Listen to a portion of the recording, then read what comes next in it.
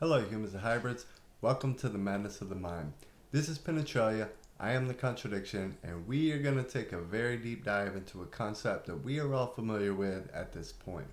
Now, we are all aware that we exist within a matrix, and that matrix exists within our own consciousness. But we are also aware that as within, so without is an absolute.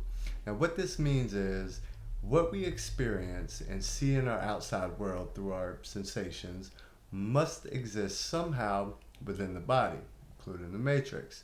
So the divine mind is a master at leaving itself cryptic clues, and that's my favorite part of the game. And symbolism is the language that it speaks. Now, although symbolism isn't one-sided, one thing can have a multitude of meanings, even ones that contradict one another, and yet both are equally so. Now, in this video, I am going to primarily focus on the symbolism and the scientific operation that is within the brain itself and how it ties in with the matrix. Before I begin, let me state that I do not claim to be an expert because there is no such thing here. I am, however, a connector. I am the bridge between science and spirit. I see what is missing, and I actually seek to collaborate with progressive professionals who desire to understand the things that I will discuss here. Because together, we can make a difference in the way things are approached. Because let's be honest, things need to change. And science alone can only take us so far. Now, the physical body can be likened to the computer hardware system. But the only reason the computer hardware exists is to run software, which is the energetic force that animates all things. Spirit, energy, whatever you want to call it. But with that said, let's dive in. So what is this internal matrix really? Let's start there. The matrix can be simply described as the lower mind, the reptilian brain. And this is the most primitive structures within the brain, especially the brainstem and parts of the limbic system, such as the amygdala. Now, this part of our brain is what runs the human on autopilot. It drives the instinctive behaviors like fear, the fight or flight habits, and even control.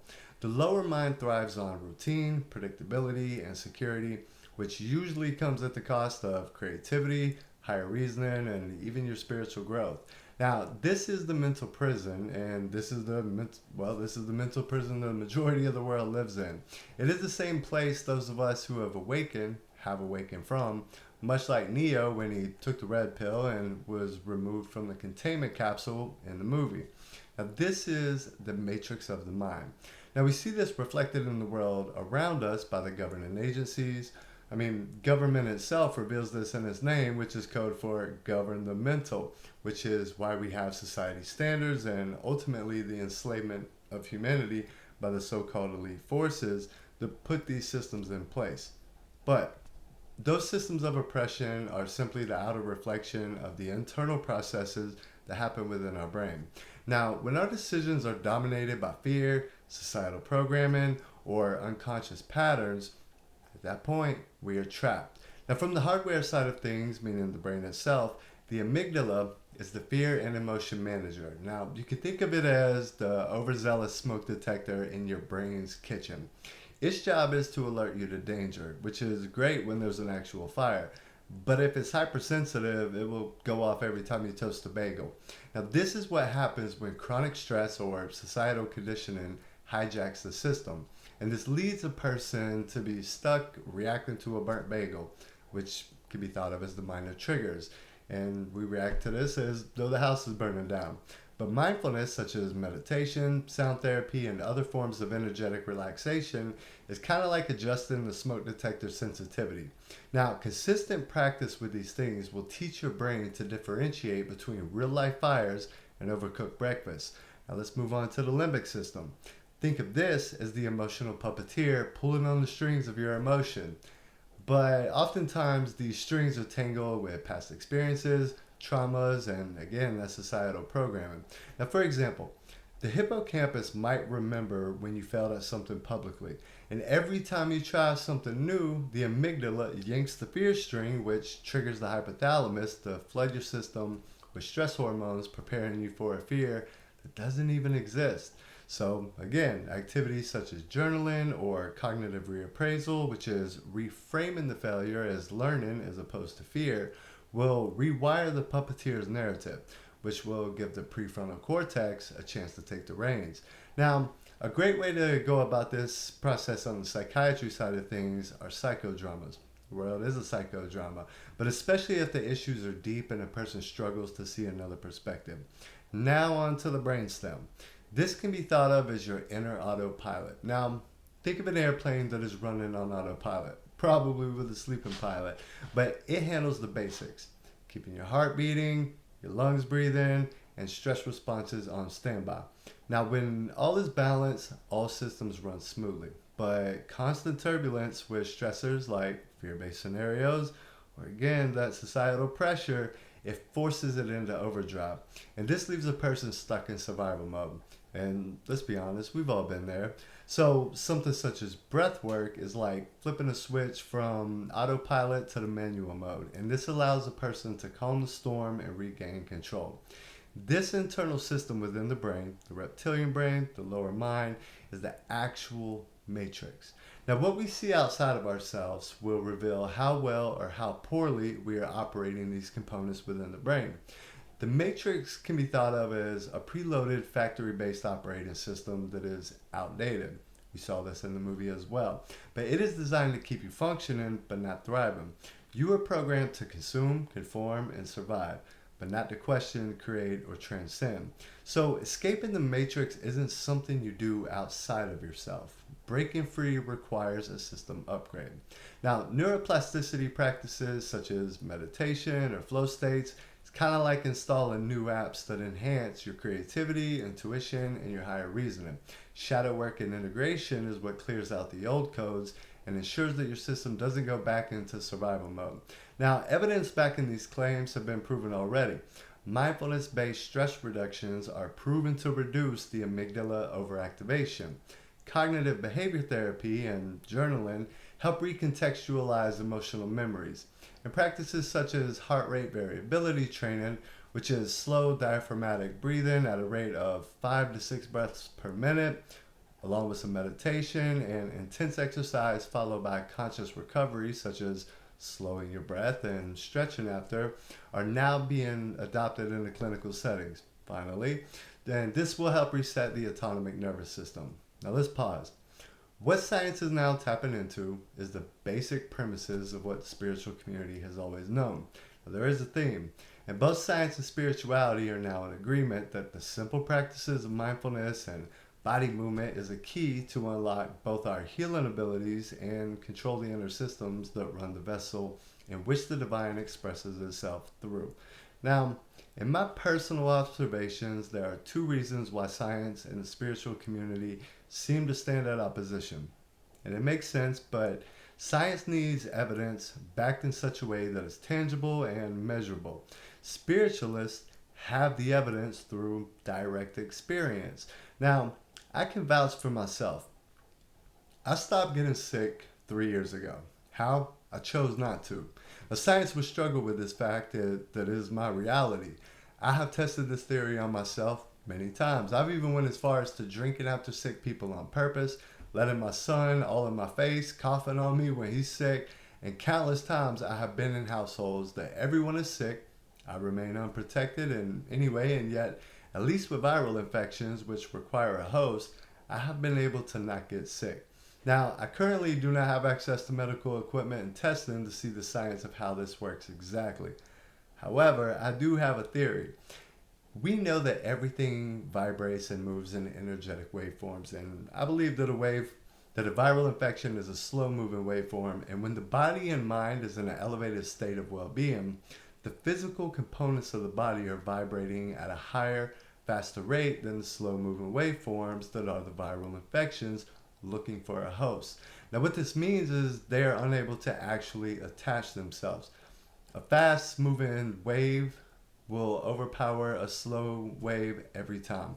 But that is just a theory, and again, I seek collaboration with progressive minds who would be interested in exploring the science behind this, because we are evolving. But regardless if my theory holds true or not, I don't get sick because I choose not to. Now let's get back on track. The other area where science and spirituality have a disconnect is the mystical nature of how these things are explained within the sacred text. It is extremely cryptic, on purpose by the way, and that is why I'm here, to bridge the gap. So I'm going to demystify this topic at hand and break it down in simple terms so that we can align and start to see the bigger picture connections. So let's start with the hippocampus. Now, in mystical terms, the hippocampus has two nomenclatures, Poseidon's seahorse and Amun-Ra. Yes, Amun, the Egyptian deity. So now we got both Greek and Egyptian mythology and knowledge at play here. But the name comes from the shape. Let's start with the Greek breakdown. It looks exactly like a seahorse. The hippocampus, in this context, symbolizes the ability to navigate emotional waters. This is the limbic system. And since Poseidon rules the sea, which represents the subconscious mind, it is the hippocampus that helps retrieve the dormant memories from the depths. This is why it is a chariot. Now, Amun-Ra, the Egyptian deity, when looking at his spiral horn from the side, it also looks like the hippocampus, but it's just different eras and different ways of describing the same internal processes from another point of view for that specific period. But Amun-Ra's spiral horn symbolizes divine wisdom and illumination, hence the Egyptian god of the sun and the other aspects, but let's stay the course of relevancy here. But with this idea in mind, the hippocampus can be seen as housing sacred records, the dormant memories, and even archetypal wisdom.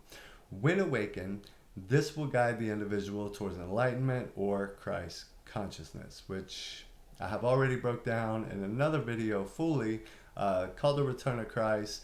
But that horse coming through the clouds, Pegasus, which is another one of Poseidon's companions that you can find in the Bible and Revelations, is the process of moving through the white and gray matter tracts within the brain. This is primarily the pathway that is taken from the hippocampus to the cerebral cortex, more so the neocortex where Neo resides. Neocortex is Neo. Now, that is how we activate our higher functioning processes such as reasoning and higher perception. Essentially, this is the scientific process of the mystical concepts of connecting the lower mind to the higher realms. Now, moving on to the amygdala, the twin cherubim and the veil of fear. Now, since the amygdala is the fear processor, the two cherubim, I'm not sure, on the Ark of the Covenant are stationed to guard the sacred. They symbolize the dual role of fear, protectors that are essential for survival, and the gatekeepers that must be transcended to access the divine presence or the inner sanctuary. The pineal gland is that inner sanctuary. Now we could take this further with symbology with the tomb and Jesus' resurrection, because the tomb of Jesus has many symbolic representations, but in this context it is the transcendence of the amygdala's grip. Now when fear is conquered, metaphorically the individual rises from the dead. The asleep state, which is what the matrix holds, the lower mind. We overcome it, we awaken. Rebirth. Now, in the Bible, John 4:18 states this beautifully and simply. Perfect love casts out fear. When we quiet the amygdala through heart-centered practices, love, then the Ark's mercy seat where the divine presence dwells, this symbolizes the state of neutral integration, and once the fear has been overcome, voila. But to reference an everyday example, if you've ever seen The Never-Ending Story, which is what we were all participating in, by the way, but there's a scene where Atreyu has to overcome his fear to pass through the Sphinx Gate Guardians. Now, anyone unworthy of passing through will be shot with lasers. This was that very reference. And not to mention the color significance of yellow, which represents Citrinitas in the principle of alchemy, which is the awakening stage. That whole movie is insanely symbolic, and if you haven't seen it since you've been awake, go rewatch it. Plus, it was one of my favorites growing up. But anyway, let's move on to the limbic system, the tabernacle of emotions. It serves as the inner temple where emotional experiences are refined and prepared for higher transformation. But let's look at a few breakdowns. The Holy of Holies mirror the inner sanctuary where the divine resides. Now, symbolically, when the temple curtain was torn at Christ's death, this can be seen as the emotional conditioning breaking down, which opens the way to divine insight.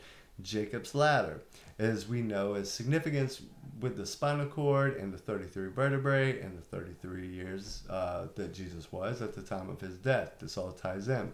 But another interesting connection on the scientific side with this is the medical limbic system checklist, the LSCL-33, which includes 33 specific questions used to help diagnose neurological and psychiatric conditions. There are no coincidences in this life, my friend. I assure you, the more you can comprehend these things I relate to you, the more you will realize that what you are diagnosing is not a problem. Because many of the things that you call dysfunction are the natural processes that occur when all of this is considered. So, in other words, they are not only normal for the ascended mind, but they are also exciting and signs that a person is headed in the right direction many times. Not always, but many times. However, the power of suggestion is a powerful and fortunate thing. If we suggest something is wrong to a patient, then we treat the process as such and ultimately keep a person trapped in their lower mind, otherwise known as the matrix. The road to hell is paved with good intentions. But lastly, the brainstem. This is the root of life. It manages autonomous functions such as survival, and in esoteric terms, we can view this as the root system to the tree of life. Now, let's talk about the River of Eden, for example. It has 4 rivers flowing, and this can be seen as the autonomic nervous system pathways that nourish the body and sustain life. The brainstem ensures the physical vessel is prepared for spiritual ascent.